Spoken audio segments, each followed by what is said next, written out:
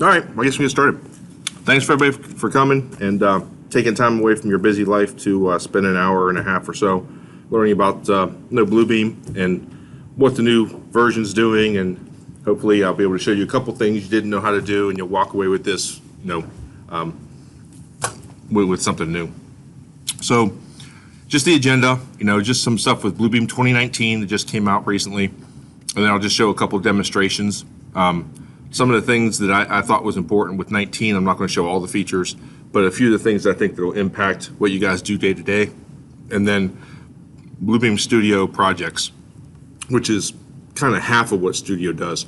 There's two flavors to Studio. There's projects and sessions, and I just don't have enough time to show both.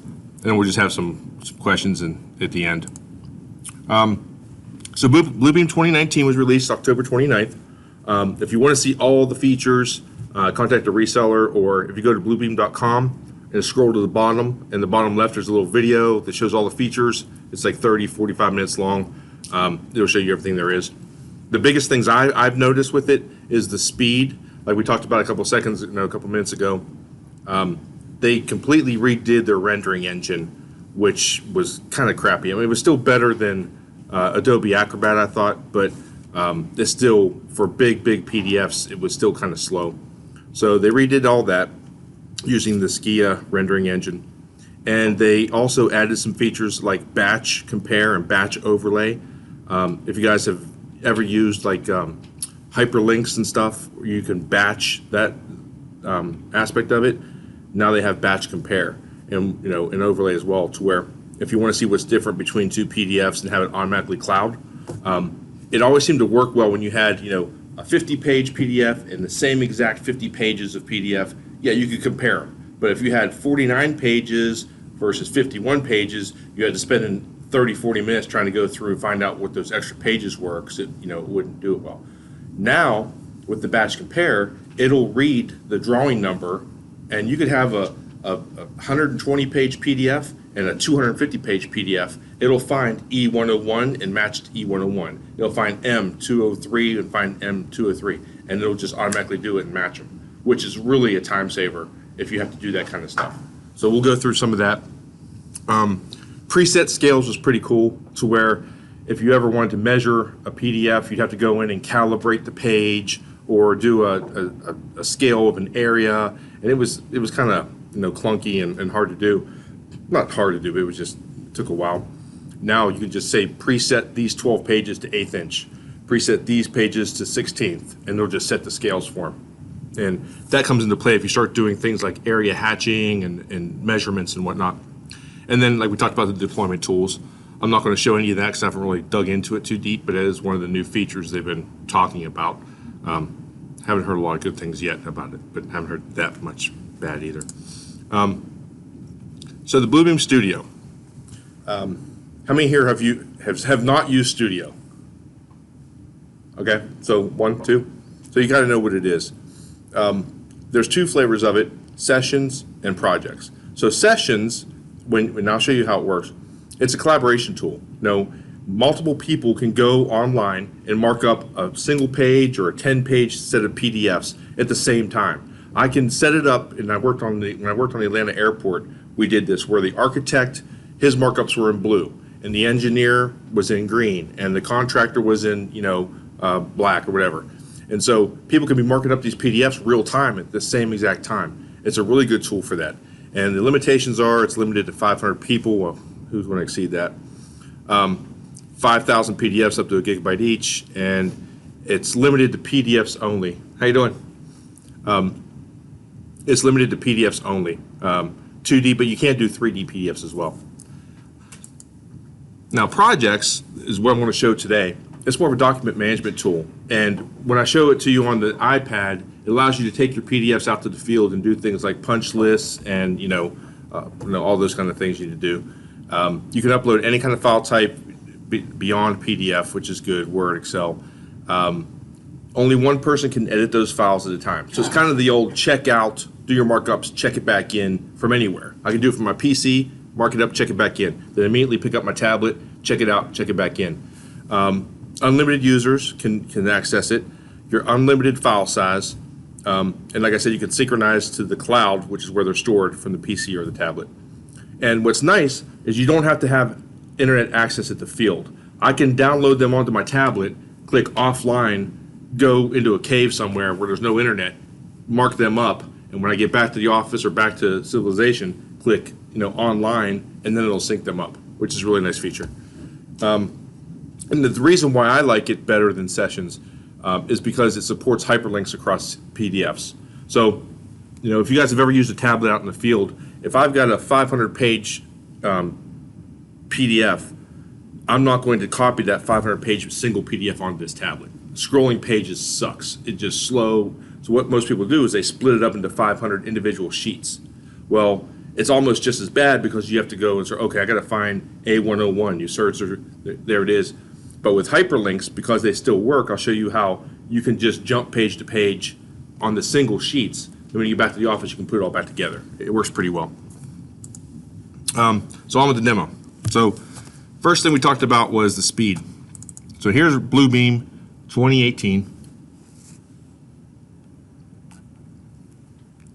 And here's my little timer. So I wanted to open up this page, like I said, I scanned in. So I'm going to click on it, click the timer. There we go.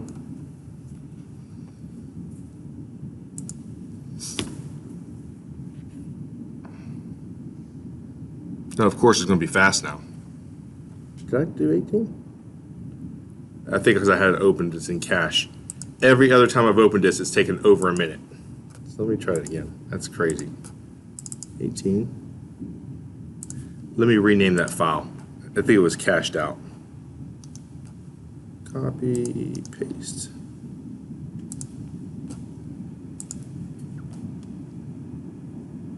Open. Try it again.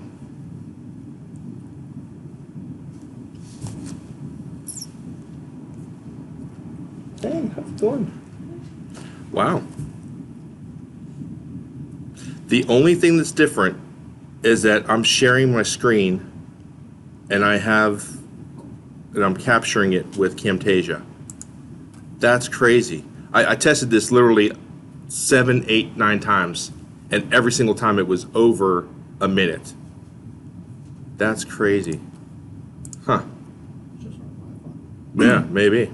That's wild. So does that mean this is going to take 1 second to open? Because this was at about 10 seconds.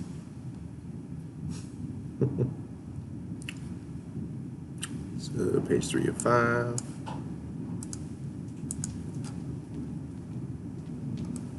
I'm gonna laugh. 2019 takes longer now. That's so funny. It literally took, every time I did it, it was over a minute. And this was taking about 14 seconds. So I have no idea why all of a sudden it's faster than the other times I tried it. Oh well. But you can see the zooming in is pretty fast. It goes like that. If I do the same thing with this,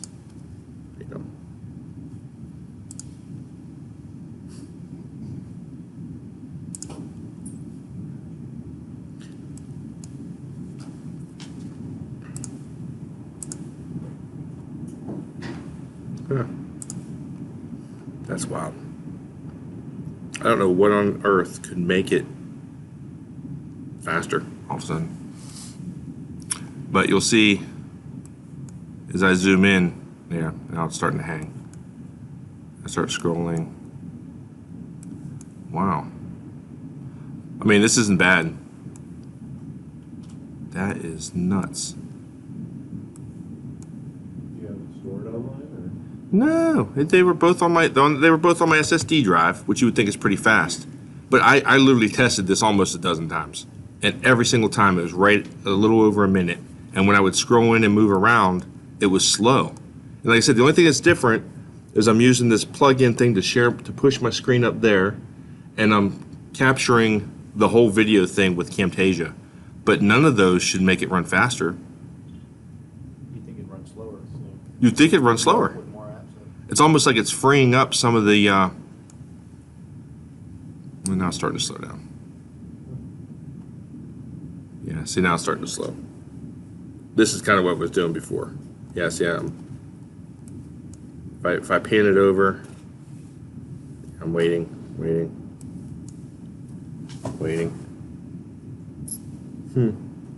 There it went.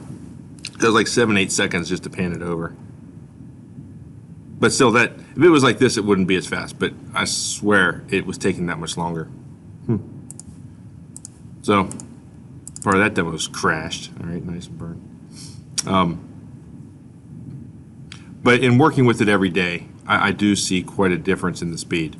But I was really excited because I had physical evidence that it was 6 times faster. Oh well. So next thing I wanted to show was the compare we talked about with the cloud. So if I've got a document, say the bid went out a couple months ago, and we've got a 104-page sheet set right here, and all of a sudden I get the new drawings from a consultant or whoever, and that is this guy right here, dated 12/4. You can split your page like this. Get rid of that. And for some reason it still does a duplicate, just close that. So now I've got the older one on the left, newer one on the right. And it used to be I would have to match these document sets. Like this page right here is 104 sheets, one on the right's 107. So there's 3 extra sheets. And to top it off, if I go to page 1 and page 1, they're different. So, you know, it would take me a lot of time to figure that out. So one thing that I recommend everybody do at the beginning is to set your thumbnail names to where they match the page number. And this one's done, but if you never did it before, just click this button right here, select an area, grab this, and it'll name the pages according to what text it finds. You know, it doesn't take that long, maybe 10-15 seconds. I got to show. See, I was going to play that for the 1.5 or whatever it was, but I'll play it there.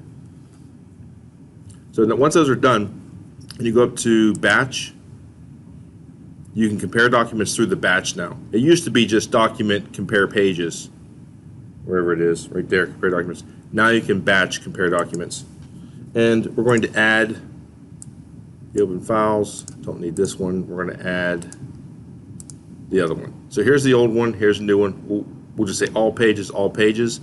And I could go by page region and select that area again, but since I've already named the labels, it's a little faster just to go to page label name. So it's going to compare these label names and say match pages. There you go. So here's E0013, E01, which is page 3 in this document. It's page 1 over here. So when it does the comparison, the automatic clouds, it finds those drawing numbers. So the only hiccup that would be is if people change the sheet number, from one set to another. They make E107, they make E108. That would screw it up. But usually you do this later on in the project, and all that stuff's pretty well set. So if I close this guy right here, I already have it clouded. We don't need to spend the 4 or 5 minutes looking at that. So here's the clouded version. And you can see here. Now, again, it's not going to match the pages. I still have to go in here and go page to page. And if you have your synchronized views on right here, know that there's a synchronized document, which means it'll match page 17 with 17. So as I go through this set and I change pages, it doesn't care. So what I typically do is I'll set this to like page whatever 16, and I'll set this synchronized to just by page, so that as I scroll in and whatnot, I can go over here, and this page is 609. This is 606. By using document by page, it lets me change this page and find 09. Or I can go over here and find 9 right there. So now at least I'm looking at apples to apples on my page. It's still synchronizing, but it's not changing pages with it. So if we make this one, you know, page 18, and make this one 16, it could definitely save you some time. And if I come in here and I start looking at what's different in these drawings, you know, you see right here, it was named vestibule, now it's named corridor. You know, they had above finished floor 60 inches. They took that out, and you can imagine going through this, you know, 107 pages trying to find what's changed, how much time this can save you. They have a keynote here. They didn't have it here, so that's a nice feature that you don't have to have apples to apples in the pages that you check. Next thing is let me see. Patrick, does that batch compare on extreme or, yeah? I believe it's just extreme. So let's go here and go to a civil file. So the next thing that's nice is the set scale for pages. Right now, if you notice down here in the bottom right, it says scale not set on this drawing. You think, oh, who cares? But if I were to do a measurement or do an area fill, that kind of sucks. And you know, it used to be you go over here to measure and you calibrate and you find 2 points, like you know this parking space is 18 feet or 9 feet, whatever it is, and you plug that number in. But now you can do a preset, and if I go over here to my title block, this is 1 to 50, I can just click, okay, this page is 1 to 50, and it's set. I can even do apply to page range 1 through 15, you know, 1/8 inch drawing for plans and stuff, which is really nice. So now down here in the corner, you see it's set to 1 to 50, and also in your thumbnails, you have the ability, if you hit this little drop down under labels, to also show the page scale. So if you have 25 pages, it'll show all the scales underneath the pages, which is really nice. So again, you know, why is that so important? I use it for areas, and I know Brooke, you know, the stuff you do with landscaping, you probably use these kind of tools all the time. You know, I used to be confused a little bit because they have so many different tools. You know, you have your shape, you know, a rectangle, and I can do a fill pattern, I can do a hatch, you know, in a rectangle, but I can't get any sizes off that. Okay, so that's just a rectangle command. You have area right here where I can now set a hatch pattern. I can set what this is going to be called. This may be, you know, concrete, it could be flooring, it could be grass, whatever. It could be, yeah, whatever. And then I can set the hatch, I can set the fill color to, you know, green, I can set the line that goes around the outside to black, and when I place a shape now, it's going to give me that grass material, okay? And you know, I could do a page like this, it's all good, okay? So you can see here that, you know, it gives me the square footage of it. That's the other thing that's nice in 2019 they added, is that I can combine different units. You know, it used to be you had to set square footage for everything. Now you can have some things show square footage, other things cubic yards, square yards, you know, acres, whatever you need to do. And that's a nice feature. The other one that you will use, you know, quite a bit is the 3D volume space. Now you may wonder, well, this grass, I can add a depth of, you know, 6 inches, you know, and add volume to that. But I'll show you why you don't want to do that. You want to use the area tool for 2D areas. You want to use the volume space to set up things like gravel. Like if I go over here to dark gray and I set my hatch to gravel and whatnot, then I can it'll look the same, but the reason why you want to set it up as a 3D space is when you use your toolbox. So these are all pretty cool things I've been putting out here. It would be nice if we could just grab those whenever we want and not have to go up here and every single time set what color, set what hatch pattern, set what thickness, set the text color. It'd be nice to just be able to save those settings. So the way to do that is if I right click on one of these and I right click, say add to tool chest, I can add that to my patterns. And so it added it down here, and I can drag that out and drop a square, okay? Big deal. And if it's, you know, something that repeats, then that's fine. What you can do is right click on that and say make this just properties mode. Now when I click that, it gives me the properties for grass. Okay, I can make it any size, shape, or anything I want. And where that's important is if I come up here to gravel. Let me delete this. Same thing with gravel. Or concrete. I grabbed concrete. Or concrete. This is showing me in cubic yards. So you can preset all those things and save them in a tool chest, and it works pretty well. So I was trying to explain why it's important to save some as areas, 2D areas, and some as 3D areas, and here's why. Say we want to know the square footage of this road. You know, in AutoCAD or MicroStation, you're click, click, click, click all day long and enclose it, and you get some measurements. Now, I can go over here, and under measurements, it's always hidden in the back, this little glass half full. It's at the end, but you can use the drop down to get to it. If I click this, now I can tell Revit, hey, I want to make a polygon, or I want to make a 3D volume box. You can select both, and it'll actually place both of them over top of each other, which you don't want. So what's nice is when I click on the 3D volume and I hit this drop down, it's only going to show me the volumes, okay, that are down in my patterns that I made. That's why it's so important when you save these, you do the 2D stuff with the 2D tool, or right here, and you do the 3D stuff with the 3D box.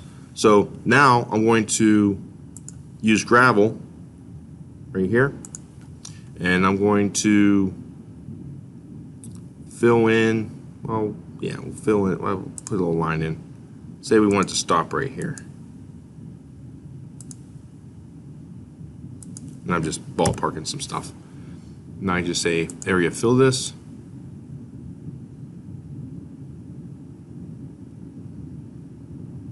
And voila. So now when I click apply, now I have my gravel cubic yard. And what's nice is I can click on any shape that or if, say I don't want gravel. Say I want earth. And I do just a square thing of earth. Right here, earth. I just click it, drag it out here. It gives me the length around the outside edge, the area, volume, because I had set those things when I saved it down in my library. And you can add that to anything you've placed already. So this shape right here, all you have to do is go over here to your measurement settings, and this little drop down right here, show caption. I can show the length, and now it'll show me the length. Like I said, show me the depth. I set it to 6 inches. Show me the area, whatever I want to show. And if I want to change this, say I don't want 6 inches of gravel, I want 1 foot 6. So right now the volume is 234 cubic yards. Now it's 700 cubic yards because I made it 1 foot 6 deep. So when you're doing stuff with your materials, you just want to say, oh, how much more cubic yards would I have on this if I added 6 inches to it? It's that quick. And for odd shapes like this, it's really nice. So another thing with the fill that you guys might find out, and I can save you a little bit of time. Here's your settings right here for your fill. I usually bump the speed up, and I usually bump these down. And you'll have to do it every time unless you go into review, or file, review? Yeah, review, preferences, tools, measure. Here's where you set it. So maybe I want the speed to be 70% every time. It's kind of hidden. It took me a while to find it. And I want, yeah, that's all good.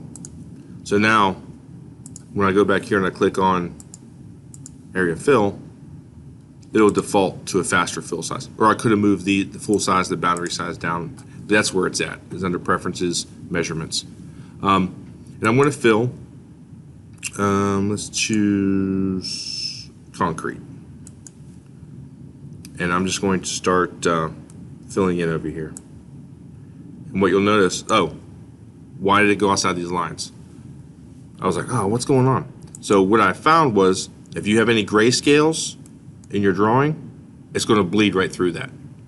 So an easy way to fix that is you can go up to Document. Where's it at? Where's it at? It's right in front of me, Color Processing.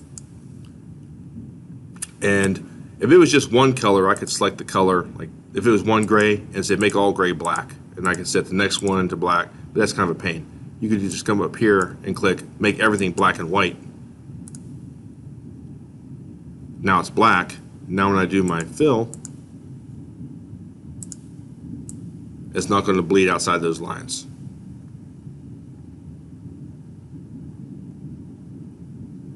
So if you ever have any fills that are going over, that's probably why.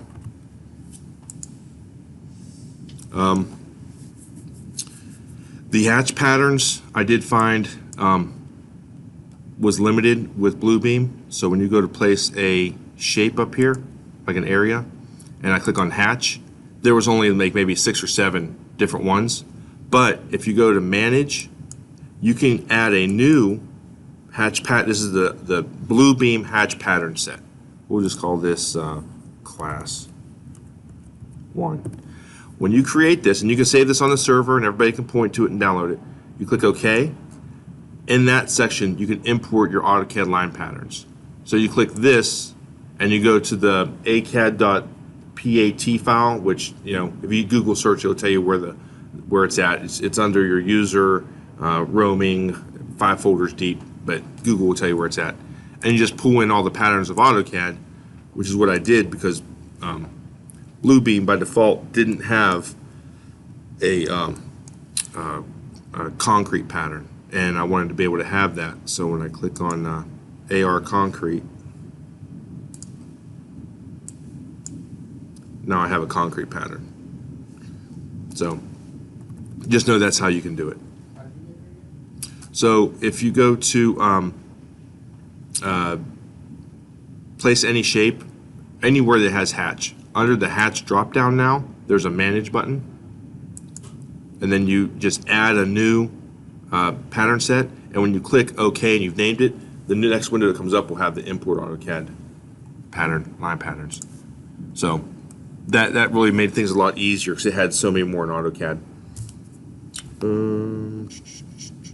Let's see. Next thing I was going to show was spaces out of Revit, which is pretty simple. If you ever, even if you don't use Revit, but you deal with people who do, if they have Bluebeam, you know, most of them will go to File, Print, and print out their PDFs. Okay, and it won't work this way. If you go to the add-ins under Bluebeam,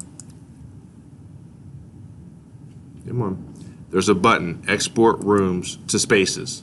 What that does, it takes the Revit rooms, the names, the numbers, and creates Bluebeam spaces for you. And that's really, really important if you're doing a walkthrough or a punch list, because as you're going through, now I'll demonstrate in a second, and you're saying, you know, that the carpet's not installed, you're taking pictures, whatever, and you want to generate a report at the end, you don't want to have to go through the PDF and say, what room was I in? Okay, I'm in room 1. That's automatic when you do this. When you place that markup in that room on the PDF, it says you're in room 109 office, and it puts it in your report. And that saves you a lot of time. So just know that you have to use the add-in to get these spaces. So now if we go to the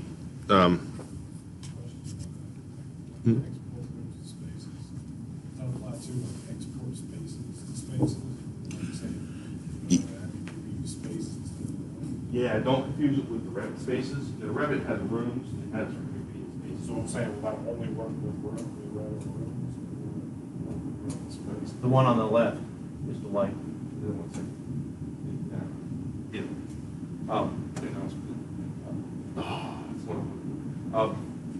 Revit has its own spaces. Oh, no. It's different. Right, no, I know, but I mean, when you're saying rooms to spaces, the spaces are in Bluebeam, the rooms are from Revit, it won't work with Revit spaces. No. To Bluebeam spaces. No.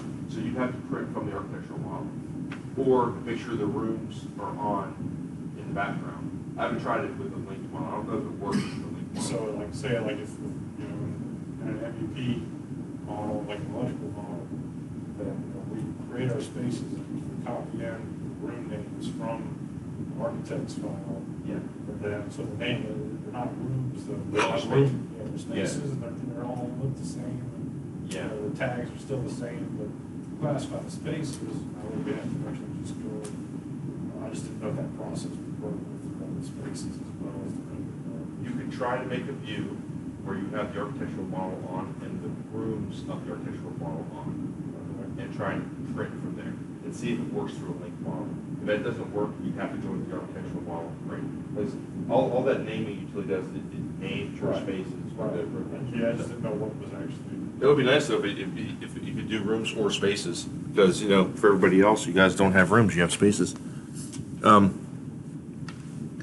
let me see. So let's go here. No one's tried. I have not. We can try at the end if you want, when this is done. That'd be a good thing to try. Let's see.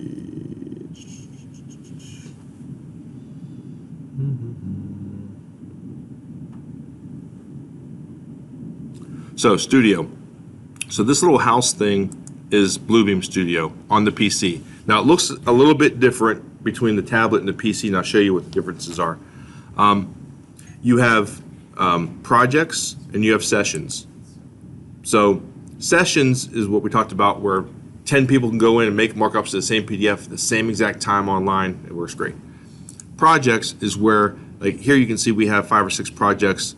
The way we set it up is we have the project number, who the PM is, in this case his initials are PM, in West Jackson High School.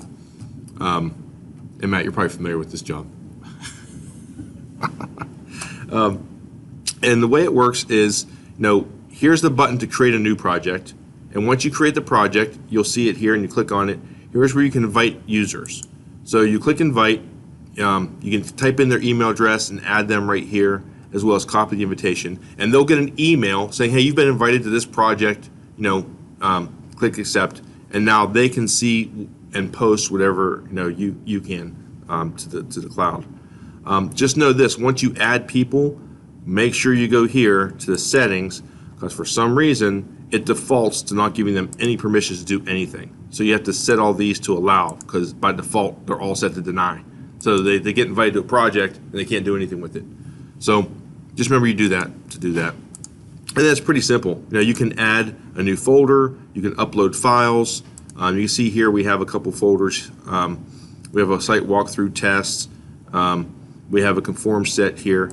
And if I open up, let's go out of here for a second, just to here. I think I have the main, maybe not, we gotta open.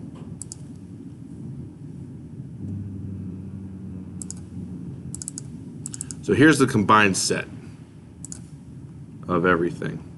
And you can see we have 564 pages in this set. And we have hyperlinks. You know, I can go in here, like, you know, we've done this in other user group meetings. I can click on any of these hyperlinks and it takes me to that page. And if I want to go to the bubble, it takes me there. But what I started adding was this little jump to the index page.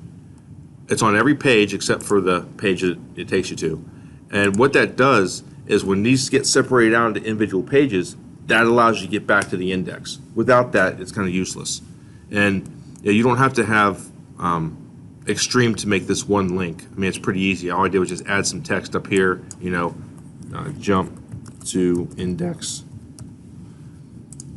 And then I just right-clicked, add to all pages, and it put that on every page. And then under Tools, Hyperlink, just click Hyperlink, and just place a box around that area. And anybody that clicks in that box gets jumped to page 2. And I just right-clicked on that link, apply all pages. Flatten it, you're done. Now, it's as simple as that. When they click on that area, it takes them back to here. Now, to make all these hyperlinks automatically, you have to have the higher-end Extreme version of Bluebeam, but it's worth every penny, because when I put a set together, like here, there's 564 pages. How long does it take you to make sure that the pages match the index? Well, if there's any pages here that don't have a hyperlink, that means that page isn't in the set. So in 10 seconds, I can see, oh, yeah, all my pages are here. So it's a good QC thing. But you know, back to what we were talking about, going to the field and doing your punch lists. It's not, tablets aren't built to load a 500-page PDF, a single PDF. It's useless. You're going to want to try and jump out a window trying to work with that in the field. So what we do is we take that multi-page PDF, we extract out all the pages, and it'll keep the hyperlinks between them, even though they're individual pages now. So when I go back to that page right here, and I go to here, and I right-click Extract Pages, you can see right here, update hyperlinks to relative paths. As long as you keep them all in the same folder, all these hyperlinks will still work, only one single page to one single page, and so on.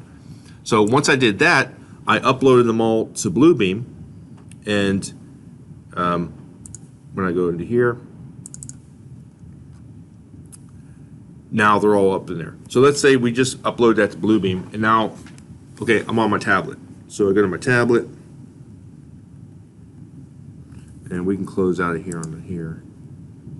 So I pushed them up to Bluebeam. Would have taken me like a couple minutes. And so let me show my tablet. Okay, so that's my tablet. Okay, so now we leave the office, we're out in the field. I open up Bluebeam.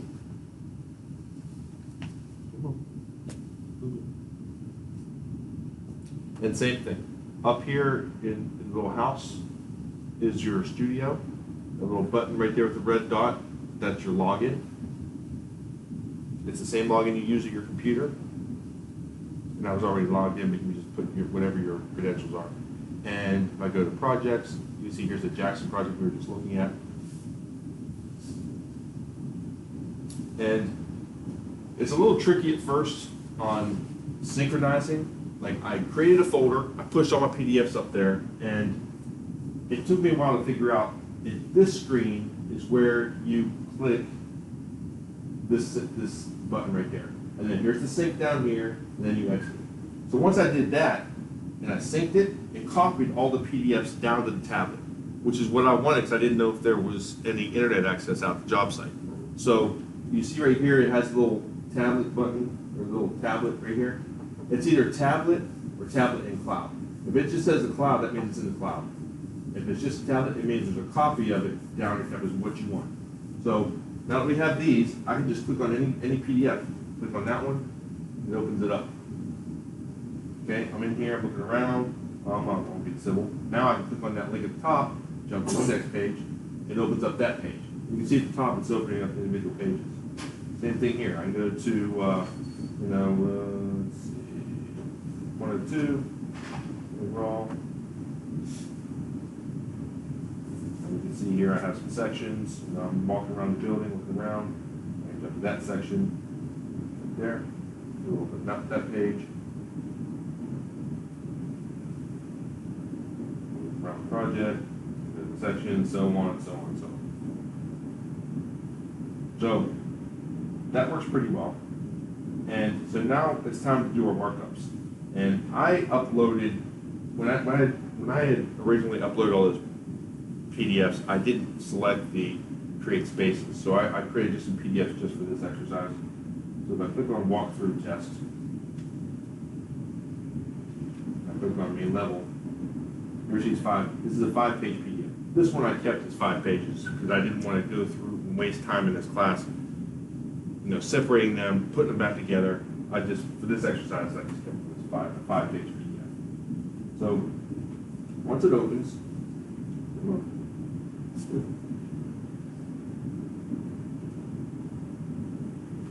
too far from my phone.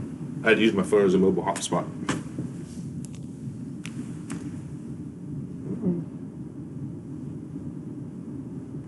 Tablet popped up. Come on, one more time.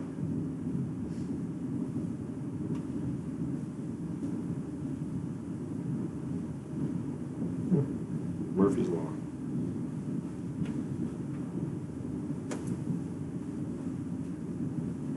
Try it again.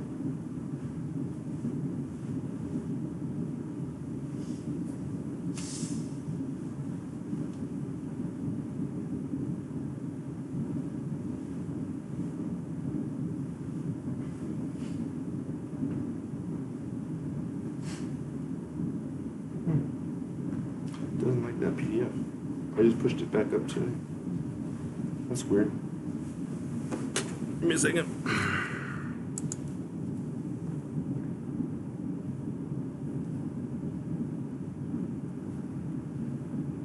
Let's see if the other one works.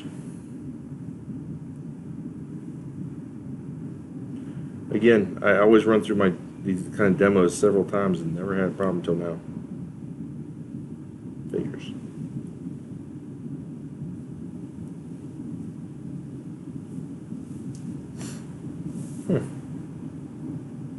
What's weird is that this PDF is on the tablet. So it shouldn't have to do anything with the cloud.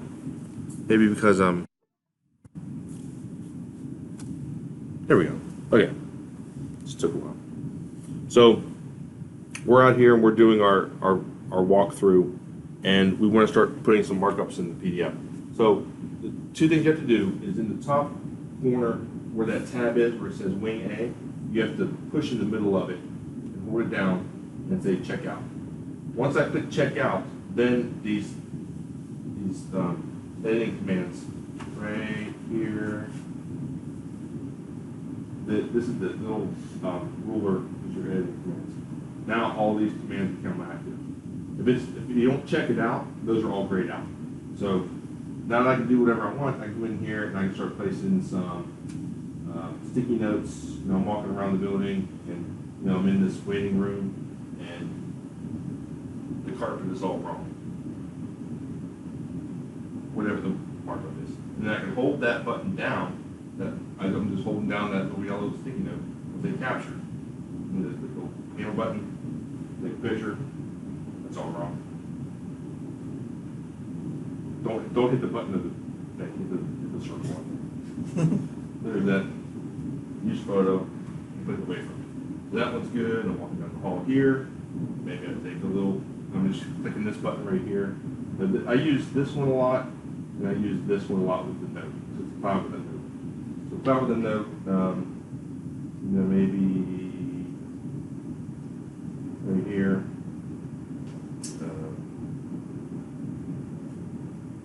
Missing nail. Well, I don't know what it is. So there's that note. And we're going to go down here, place another one. Shelves installed wrong. Whatever. Around down here. Another workroom. Touch up paint. Whatever. So get the idea. Kind of go through and you're taking notes. And with any of these, like I said, if you hold even with the clouds, you hold your finger down on it, you can say capture, click the little picture button. That you can see here, fix that in the wall, use photo, and maybe this one up here. Capture, take a picture, whatever, photo, down there. And so on. So you get the idea. So you're going through different pages, and that's why I wanted to open up the 5-page things that you'll see it later. But once you're done with your notes, you just hold again right here, right in the middle. Just hold your finger down right there, and it'll pop up and say, check it back in. So save it, check it in. Wow. I think it's my slow hotspot. Okay, so it's done. So I can close that and get out. So tablet's done. We're back at the office. Get rid of this.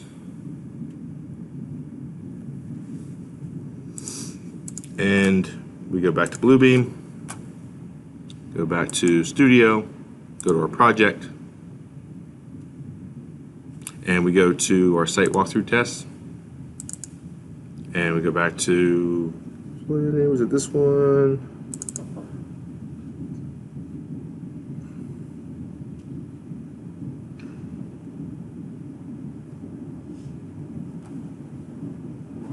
And of course, that's not, yeah, this. Okay, so this is it.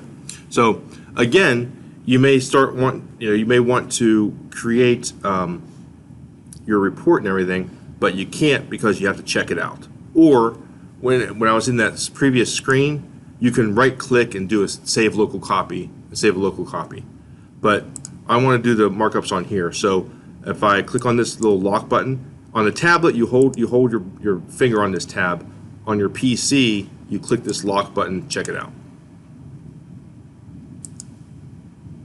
So now it's checked out. I can work on it. And the way you do a report is you go down here to these three little buttons down here, and you can stretch this down. And you can see it's keeping all my comments as I go. If you click on this little drop down right here, it's a summary, and you go to PDF summary, I can append this to the end of the PDF. That's why I was trying to do the 5 pages, because you can do markups on 5 different pages, and it'll put the report at the end of those 5 pages, which is nice. Then click OK, and here's your report that's appended to the bottom or the end of your drawing. So if I go to page 1, here's my thing, here's page 2, here's page 3, has all my pictures, everything with me, tells me what room number and what space I was in. It'll even click, if you click on the space here, it'll take you to where it is in the drawings. So you could send this whole thing to a client or whoever, and they got the report, they got the PDFs, it's linked together, and everybody's happy, right? Pictures aren't that good, but yeah, it's all right. So, any questions? How do you make that report? So the report was pretty easy. Under here, if you go to PDF summary, you can do a template, and you can edit. Bluebeam comes with some.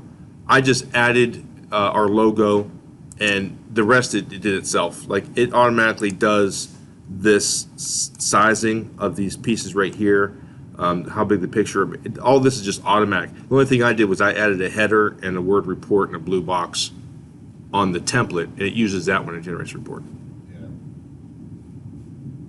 So the template's created in that little interface? You don't Yeah. like load like a Word document? You can, well, it would be a PDF.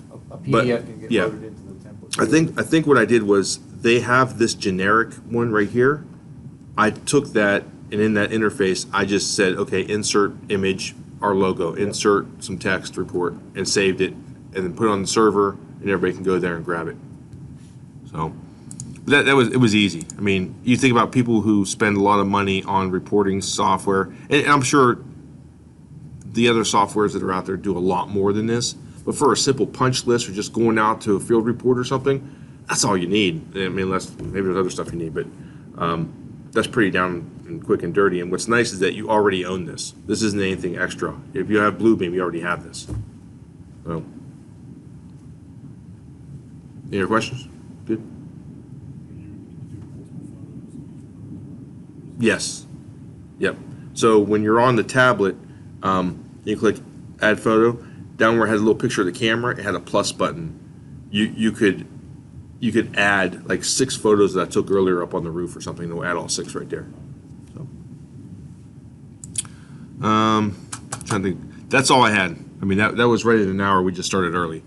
Well, 45 minutes.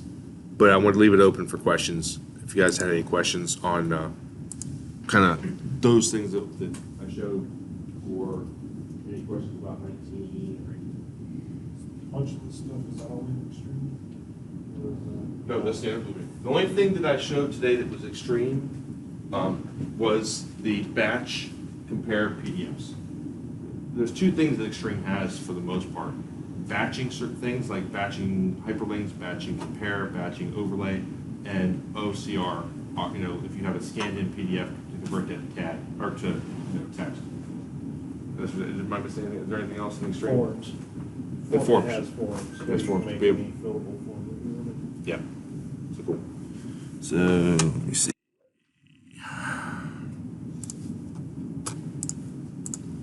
I just had a couple quick slides, just pricing. If you guys, need to know what pricing was, and support your local resellers. Tiffany's here. If you have any questions about purchasing and stuff, apply here in town and Repro both sell. They can answer a lot of questions. And if you haven't signed in the sign-in sheet on your way out, make sure you do that. If anybody here is interested in hosting a future event at your location, we're always looking for somewhere to have it and someone to sponsor the food and drinks. Any ideas for what to show? I'm always, I run out of ideas to show. And then thank you to Pond for letting us have our meeting here and supplying the food and drink. And Brian here was instrumental in making that happen, so thank you. And yeah, that's it. Just open discussion. You guys have any questions? I do have one question. You know, when you were here, we were discussing the digital seals, not seals, but signatures.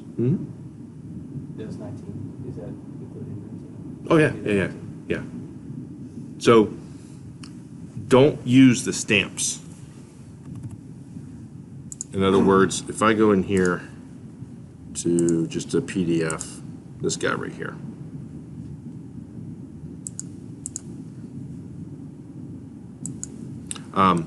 And say I wanted to stamp this, or I wanted to remove this stamp first, and you can do a window. You guys all should know how to do this. Wipe it out, and so on. If I wanted to add another stamp to this, I don't use the stamp tool. What I did was I created a toolbox for our stamps. Like here's our civil and others. The reason why, it's much easier to get your stamp to be transparent like that. See how you can see the lines behind it? When you use a stamp, it's really hard, almost impossible to get it to do that. So what I did was I went in through Tools, Markup, Insert Image from File, and I inserted a JPEG, and then once I inserted it, I just right-clicked and added that to a tool chest. I've got my structural stamps, my electrical, and I can see which ones are signed and unsigned in here. And I just drag up, everybody has them, just drag it out. Here's the unsigned, and so on. And then I just right click, apply all pages, stamped all my sheets.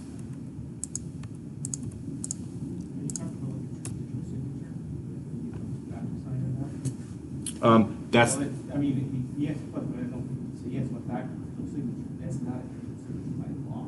right, So, I mean, most of the manufacturers, like DocuSign, most guys will walk you through setting up your PC if you have to, because it's a service that you have to provide. Right. Most of our stuff with Adobe, what they do, I would walk through DocuSign.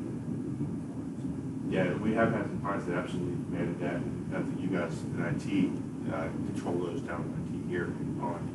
I know, what's his name, had all the digital signatures and stuff like that, so.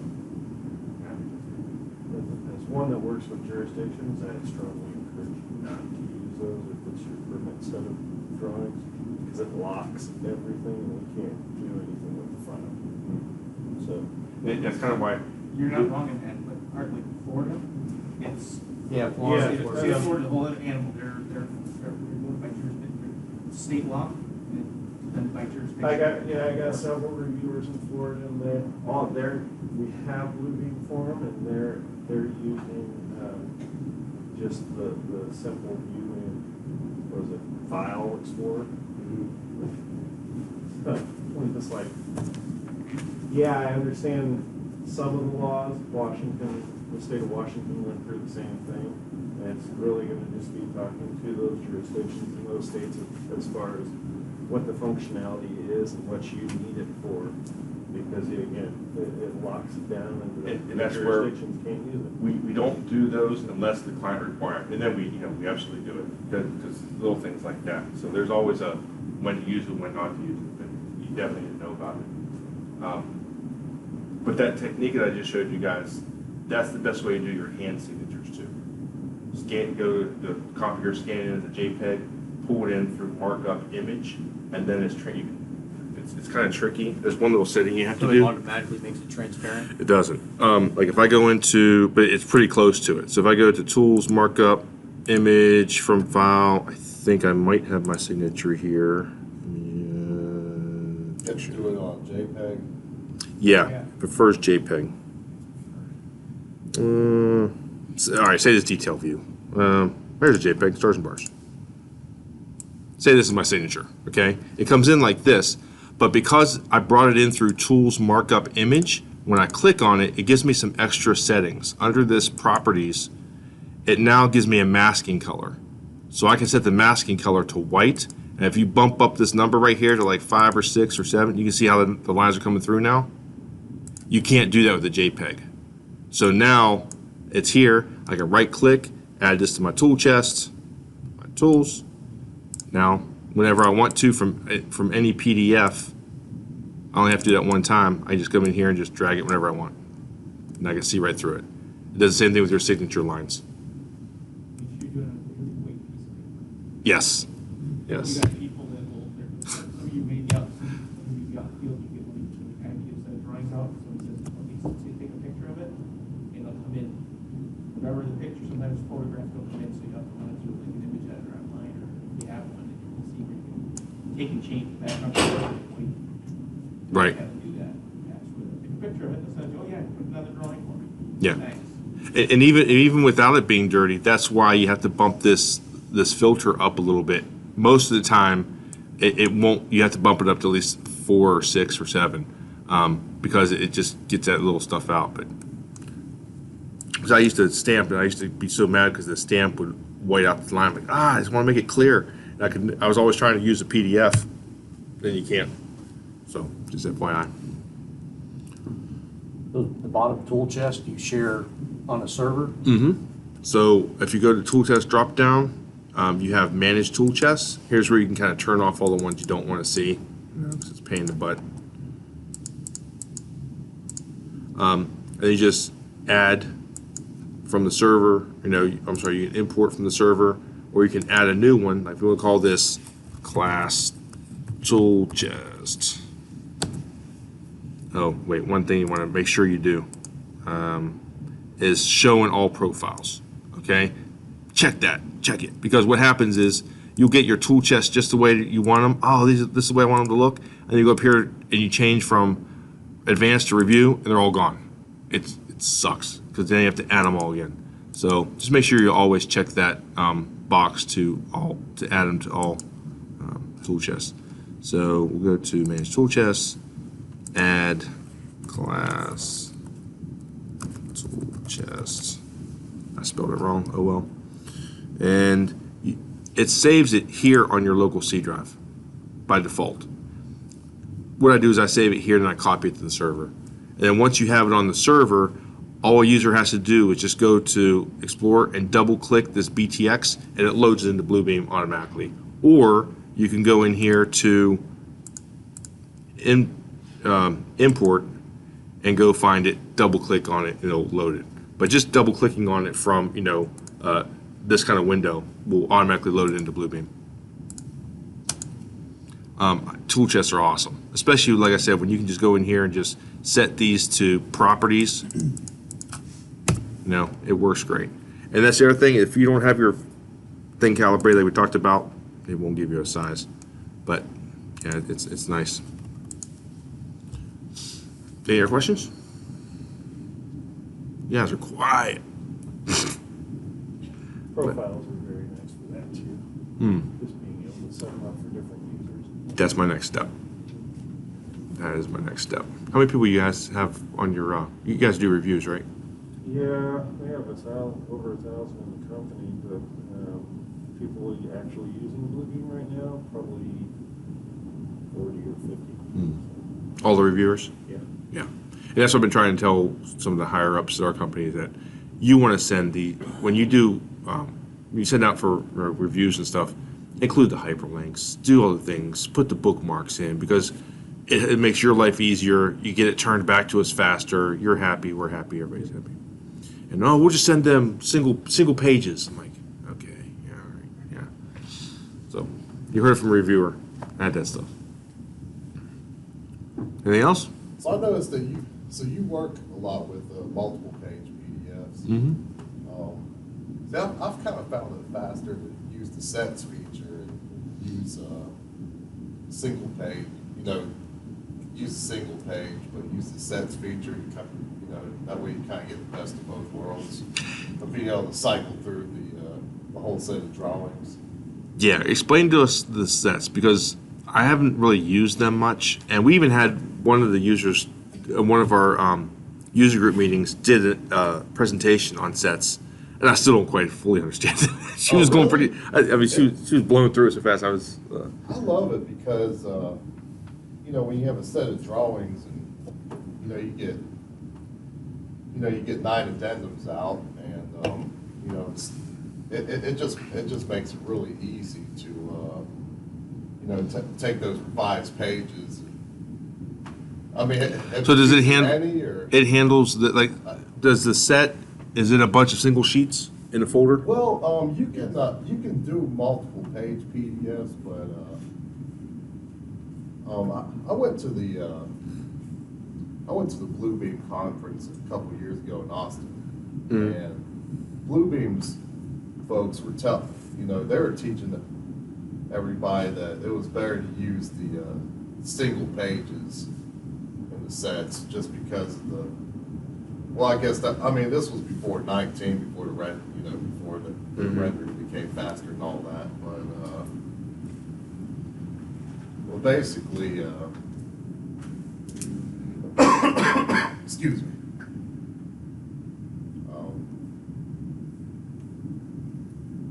But yeah, they're just saying that it became it was faster to use the To jump back and forth and whatnot? yeah, to jump back and forth between the pages. Kind of same idea with the iPad. I know the iPad doesn't like a big 500-page set, but so I think Sheets also do the revision control. Is that the big power of it? Yeah, it does. Does it? Yeah. Yeah. Do you guys use it for revisions too? We haven't used it a whole lot, mainly because we don't get them in that way. But yeah, he's right. You can get the individual sheets in and then create the set, which acts as your full PDF.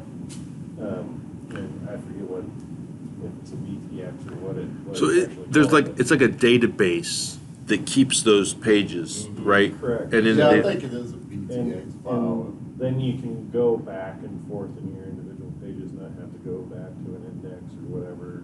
All the hyperlinks still work the way like what you were showing. But it allows for that revision control, so Yeah, you can slip the sheets in and out, and it'll say superseded, preceded Oh. on the individual, on whatever was taken out. Did you have to set anything up to say the superseded stuff, or is that automatic? No, it's automatic. It's automatic. I don't know if you can. I don't know if you can change the controls as far as what it says or whatnot, but from what I recall, it says superseded, and then whatever the date is. So, How do you share that?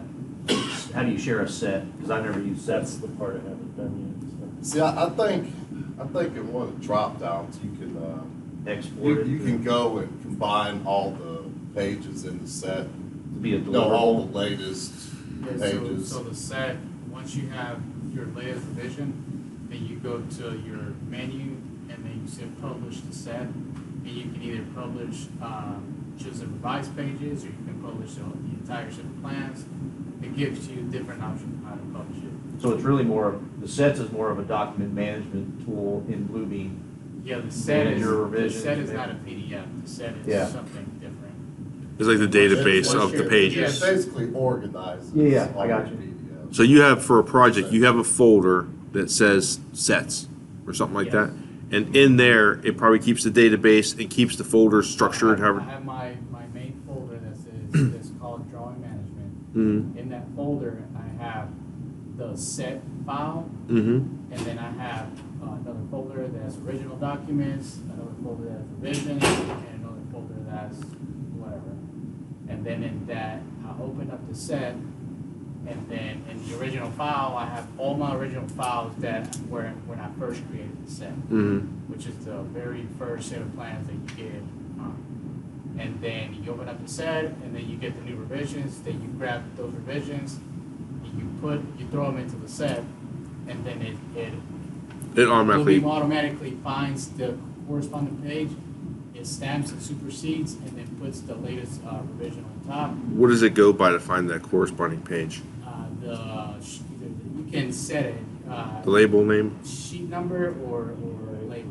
Page. Okay. It goes through those same naming conventions as far as Yes. the page labels and whatnot. Gotcha. So once you insert your new revision, you gotta make sure that it's labeled the same way as your original. Right. So it'll find the exact same one, and it'll tell you, we have found this page matches this page. Do you want to stamp and supersede?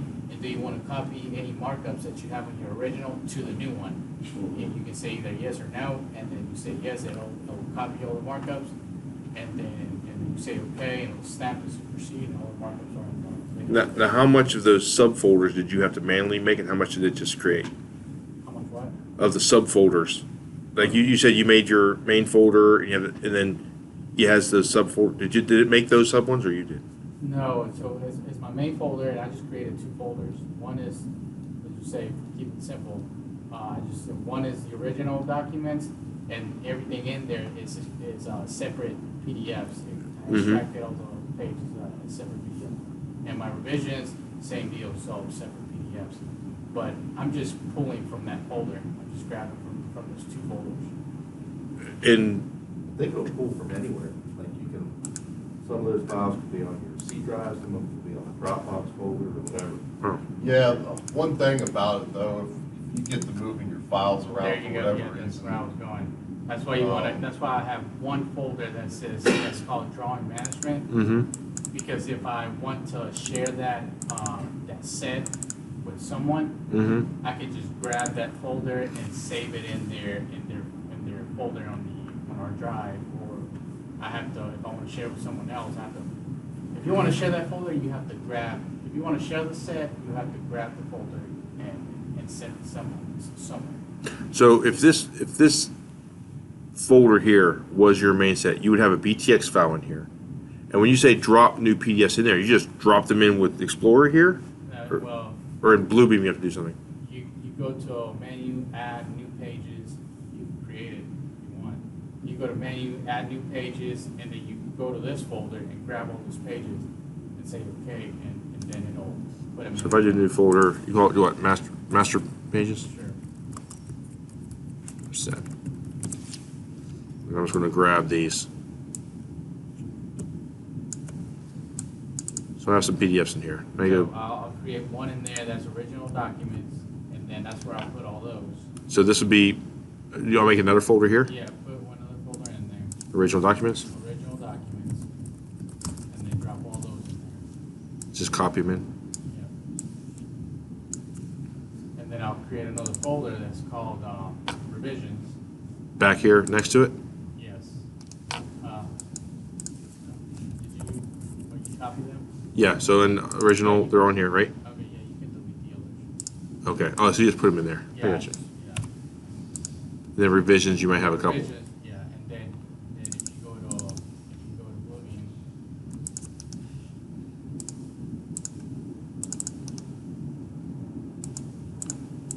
Okay. So I got a Bluebeam. yeah. Get this. Oh, not 18. No, not 18. It will do it for me. Yeah, but okay. Just be 6 times slower. 6 times slower. You got it. Apparently not, because it was pretty fast today. All right. So go ahead. Sorry. So over there, all the way to the right, 1, 2, 3, right there, sets. Mm-hmm. Then you go to sets, new set, add.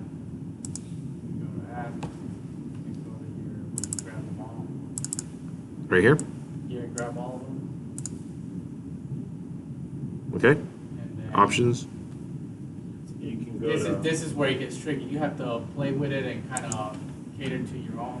Mm-hmm. But that's where you set all your Yeah, settings. go back to that.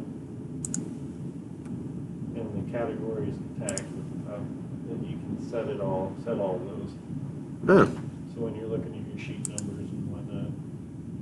So if you have a unique lettering for architecture, AR Yeah, or something. you can change it. add whatever you want in there. So these are the folders it Don't makes? any of them out.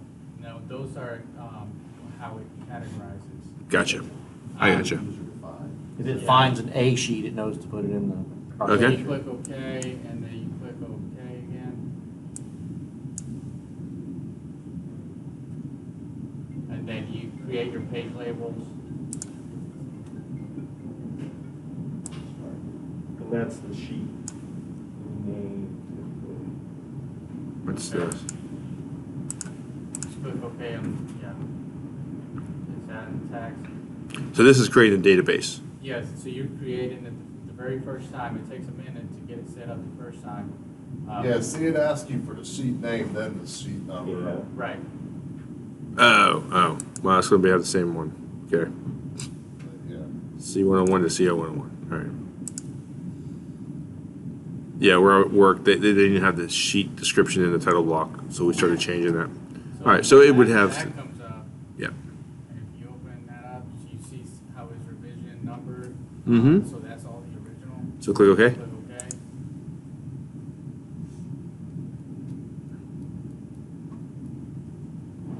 Okay. So here's my set. So that's your set, and No. then you go and try to add new files, go back to your drop down. So I have 3 sheets in that revision folder. Yeah. So what do I? So edit set. Is there? Yeah, Add file? Add files, so yeah, that one.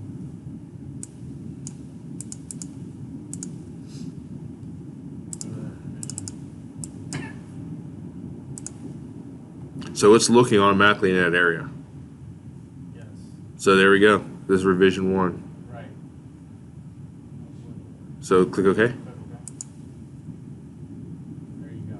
So, and you see that message that on the bottom, select OK to copy markups from current page.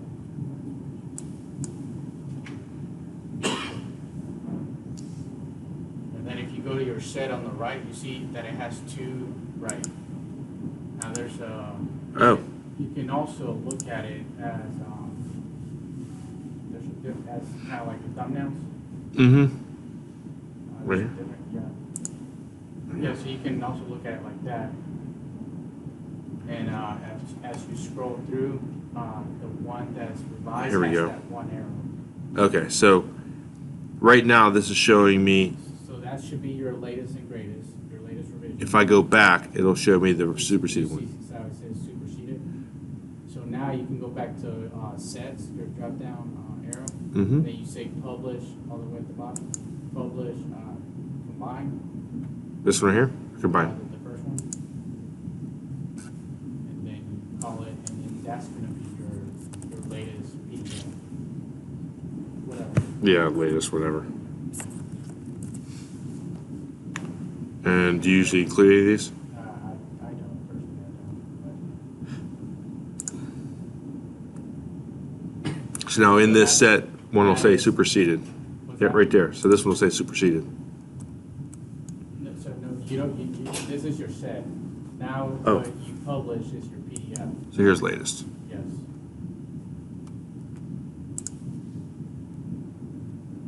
Where is it? 103. Cool. No, we're going to start using that because we constantly have to keep the latest and greatest set, and that's an easy way that if you just use this separate from everything else, you do kind of keep it separate from your submittals. Yeah, so my job, I'm the one that controls this because nobody really knows. It's kind of tricky though. You have to get into it. Yeah. So I'm the one that controls this because nobody else knows how to do it. And then if we get 100 pages of revisions, then I'm the one that is doing all You this. pull them in and then Pull save them it up. in, do all the draw management, then I send out an email saying, hey, I saved the latest and greatest on this folder. You can go Yeah. ahead and start using it and forget about the old one. That's a lot easier because you know how most people do. They grab revision 1 folder, grab them all, put them in folder, revision, and then it overwrites. Hopefully, sometimes it's the name wrong. That's a lot but, easier. Before I got there, they were doing it manually, so they were like crossing Yeah. the page Oh, yeah. out and crossing the page out, and I'm like, come on. Yeah, well, that's much easier. This is way faster, and it keeps kind of your document management. Like Your a year history. from now, if you get like 10 different revisions, you can go back to 1, 2, 3, 4, 5, 6, 7, 8, 9, 10, Mhm. just like that, like And I'll have to go to folder, find it, folder, find it. Yeah, no, it's like all here. that's awesome. But all this is a 1-page PDF. Yeah. Right, so as you're clicking through your set right there, Mhm. you're opening 1 page. You can run a report too. can't you? Oh, so these aren't in the same yeah. folder. No, so that's your PDF. You're looking at your PDF on the left. So if you go to the right, click on one of those pages, you're opening a single page. Click on another page. Gotcha. And all that's pulling from that folder. Mm-hmm. From your Pull original from the document. original, not the Yes. published, So, like a it's stagnant. pulling from the original documents folder. Right. And do I need to save this new set.bex or is it automatically saved in there? So I don't know if you saved it or not, but Yeah, go ahead and save that. Where'd you save it? Oh, there we go. Save set as. There we go. But you want to keep it in the master set. Yeah, so I keep it right there. Yeah. Okay. No, that's awesome. And like he said, you can also do, when you go to sets, publish, you can export a drawing log, I believe. I don't Or, remember Yep. how to do it. I just never did. Excel. you can- I always do it as a PDF because they'll put it in your set. Yeah, Okay. I mean, there, you can go deep into the set. It's Right very there. complex. Let's see what this looks like. One thing about the sets though, if you have a set of scan drawings, you have, it's pretty tedious. You have to sit there and run OCR on it, make sure everything's Right. pitched right, or the same way. Oh man. And then That's these nice. are, hyperlinked. I try to put, so then you go to, yeah. You can set it up to where it doesn't include the pages that's been Yeah, revised. you can set up all your comments. No, at least I know enough now that I can start, playing around with it. That was really helpful. Yeah. Cool. Yeah, I don't pay for any blank grid or Procore or any of that stuff. Like, I just use this. Try to Yep. keep it simple. We have to pay for it. So I use that. Make sure Mark Willie's on. Cool. Any other questions? Good. Well, that was all I got. Thanks for everybody for coming. You're welcome to hang around for a little bit, BS, and talk about how you guys are using it. That was really good. Plenty of food. Make sure you grab some on your way out. And like I said, if anybody's interested in hosting next go around, let me know. Well, where is it? Just send me an email or call me, and just let me know. A location or food. It's always helpful. Or if you guys have any ideas of what you want to see, like sets, or if you wanted to see, I would like to see the project sessions. I've used it, like I said, on the airport, but I didn't set it up at the time. I was just wanted to keep people in the cog of the wheel. It would be nice to see how they set, architects use this color, engineers use, and set each user up that way. I'm sure it's pretty easy, but until you see it one time, like you just showed the sets, that helps it click for me in my mind. That'd be helpful. So, cool. That's it. Thank you very much.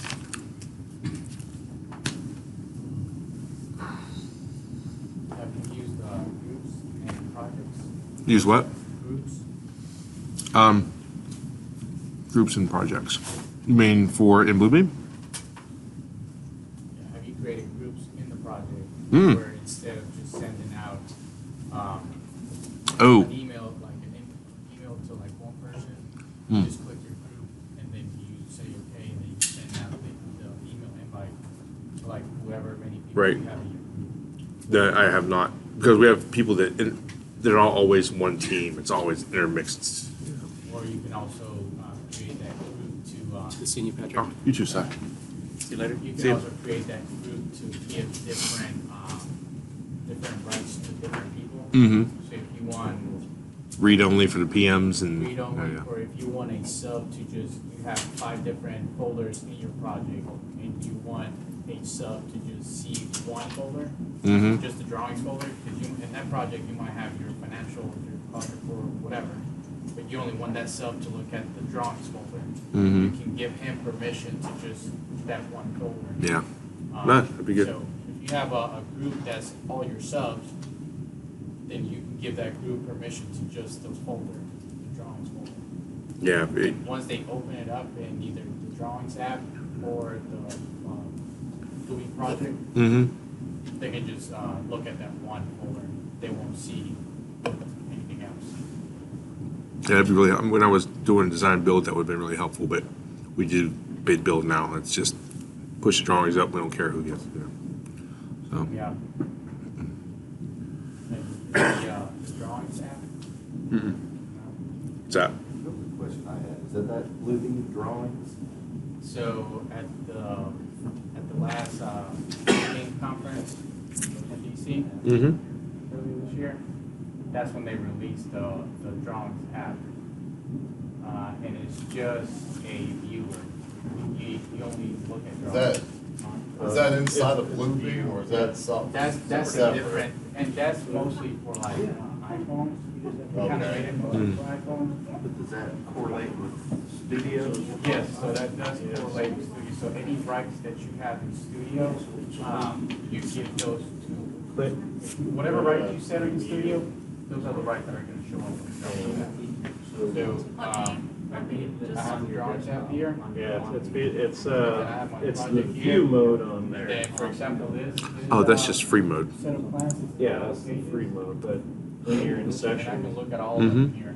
so If you try to open. if you're in sessions, you don't have to have Bluebeam. It's just that view, and you still have capability. Okay, so that's better All than using the the, Bluebeam. some of the comments and iPad. those tools when you're in. If you Session. drive to the Session. field and you're just Huh. looking at Good enough. whatever drawing, that's all you need.